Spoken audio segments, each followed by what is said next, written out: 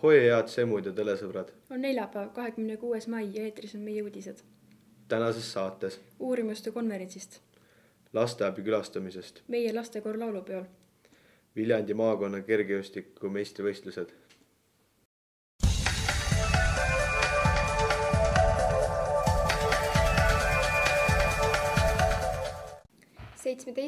Mail külastasid Tarvaste gümnaasiumi gümnasistid Viljandi lasteabikeskust. Antud hoones elavad ja õpivad erivajadustega lapsed. Majas on lasteaed, Jaagu erakool ja lastekodu.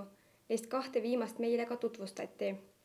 Oli hämmastav, kui palju energiat ja vaimujõudu panustasid õpetajad ja kasvatajad ka pisikeste oskuste õpetamiseks lastele. Peale professionaalide abistavad lapsi vabatahtlikud inimesed, kes saabuvad ka välisriikidest. Me saime teada, kui palju erinevaid vahendeid kasutatakse laste arengu toetamiseks.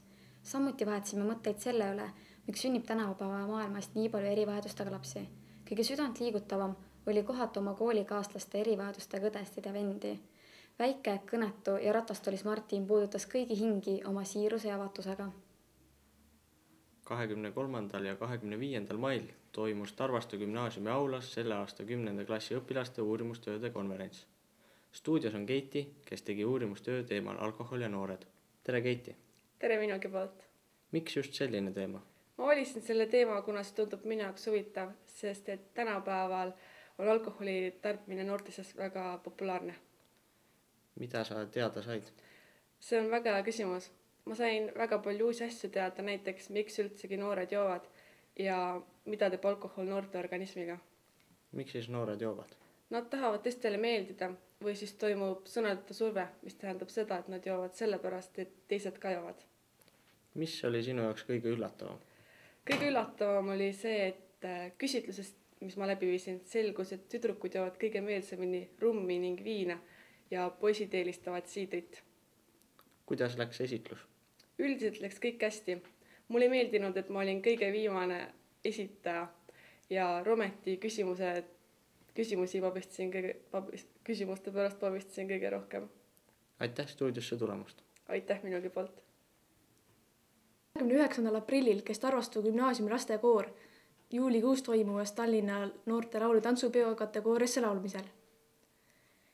Stuudios on Margit Külaots. Tere, Margit! Tere ka minu poolt! Kuidas on emotsioon peale suurt saavutust? Emotsioonid on laes ja ma tunnen ennast väga hästi.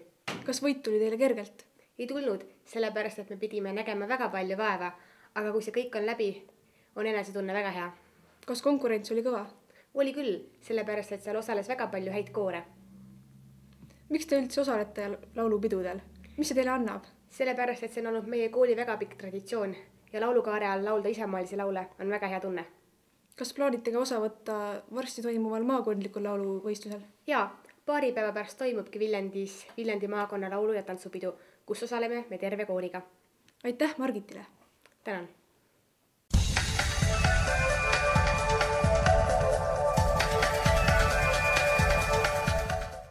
Ja nüüd spordiuudistest. Möödunud nädalal 19. ja 20. mail toimusid Viljandis maakonna kergejõustiku meistrivõistlused. Osalejad olid vanuses 15–18 eluaastat. Ja täna on meil stuudios külaliseks Tarvaste gümnaasiumi õpilane Riho Markvart, kes osales selle võistlusel. Tere tulemast saatesse. Tervist. Mis aladel sa võistlesid? Võtsin osa kaugushüppest 1500 meetri jooksust, 800 meetri jooksust ja 300 meetri tõkkejooksust. Ja kuidas sul läks? Üldiselt olen rahul, tõkkejooksu ja 800 meetri jooksu võitsin ja teised alad jäin teiseks. Aga milline oli sinu jaoks kõige raskem ala? Tõkkejooks, sest ma ei ole seda eriti harjutanud. Aga kas sul tuli ka mõni isiklik rekord? Ja põhimõtteliselt kõikides alades. Väga tubli. Aga mis tulemusi sa endale enne võistlusi ennustasid? Ma täpselt ei tea, aga kindlasti mitte nii häid tulemusi. Aga aitäh sulle saatesse tulemast. Aitäh kutsumast.